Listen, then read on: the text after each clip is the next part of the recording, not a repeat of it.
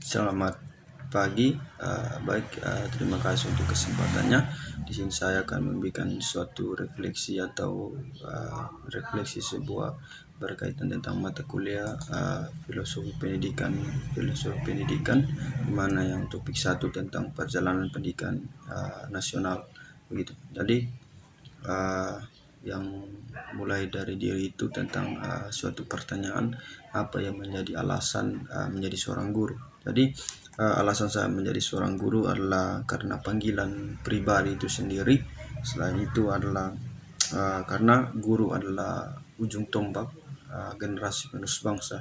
Selain itu adalah karena ada banyak keluarga dan bahkan teman yang sudah menjadi seorang guru, di mana mereka dengan sangat luar biasa memiliki tanggung jawab yang besar begitu. Karena ketika peserta didiknya atau anak-anaknya tidak datang ke sekolah, mereka dengan suatu perjuangan yang luar biasa, mereka menunjukkan bahwa mereka patut diteladani, memberikan contoh yang luar biasa, sehingga itulah yang menjadi motivasi saya menjadi seorang guru, di mana seperti yang saya jumpai adalah ketika peserta didik itu tidak datang ke sekolah, bagaimana guru itu melihat pergi mengunjungi siswa tersebut dengan walaupun menempuh perjalanan yang begitu jauh, tetapi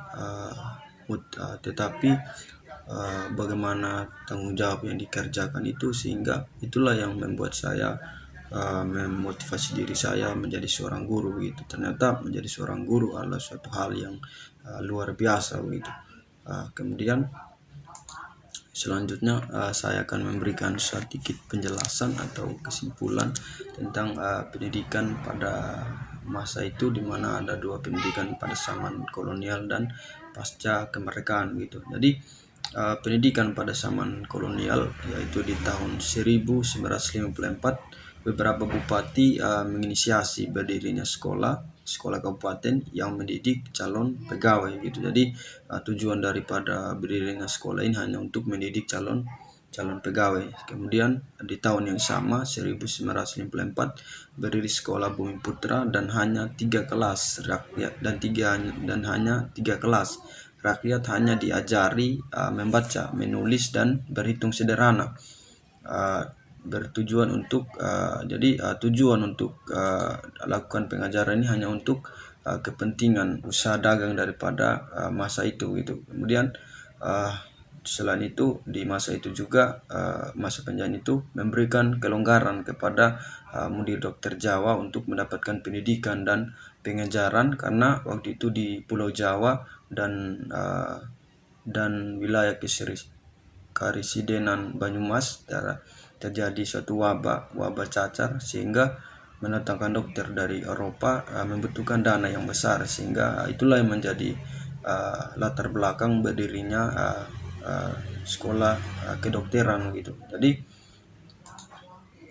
kemudian pada tahun 1920 lahirlah cita-cita baru untuk perubahan radikal dalam pendidikan dan pengajaran. Kemudian di tahun 1922 lahirlah Taman Siswa di Yogyakarta sebagai gerbang emas kemerdekaan dan kebebasan kebudayaan bangsa gitu. Jadi yang menjadi pelopor daripada berdirinya Taman Siswa di Yogyakarta ini adalah Bapak Pendidikan Nasional, yaitu Bapak Ki Hajar Dewantara begitu. Kemudian masa pasca kemerdekaan, Undang-Undang Pokok Pendidikan dan Pengajaran Nomor 4 Tahun 1950 merupakan salah satu kebijakan pendidikan pada periode awal kemerdekaan. Perbaikan secara kuantitas dan adanya dasar sistem penyelenggaraan pendidikan gitu. Jadi selanjutnya di sini adapun kurikulum yang pernah berlaku di Indonesia hingga sampai saat ini, di mana adanya rencana pelajaran tahun 1947, rencana pelajaran terurai 1952, rencana kurikulum 1964 dan kurikulum 1964, kemudian ada kurikulum 1968, kemudian ada kurikulum 1975, kemudian ada kurikulum 1984, kemudian ada kurikulum 1994 dan suplemen kurikulum 1999. Selanjutnya ada kurikulum 2004, kemudian ada KTSP, kurikulum tingkat satuan pendidikan di tahun 2006, kemudian kurikulum 2013, dan saat ini adalah yang sedang diterapkan atau sedang dipersiapkan Indonesia, yaitu adanya berlakunya kurikulum merdeka begitu. Jadi di mana implementasinya adalah di mana peserta didik itu diberikan suatu kebebasan dalam belajar, bukan saja peserta didik tetapi guru, di mana pada intinya mereka melahirkan generasi yang pelajar Pancasila gitu. Jadi sekian dan terima kasih atas refleksi saya tentang perjalanan pendidikan nasional, perjalanan pendidikan nasional. Jadi sekian dan terima kasih.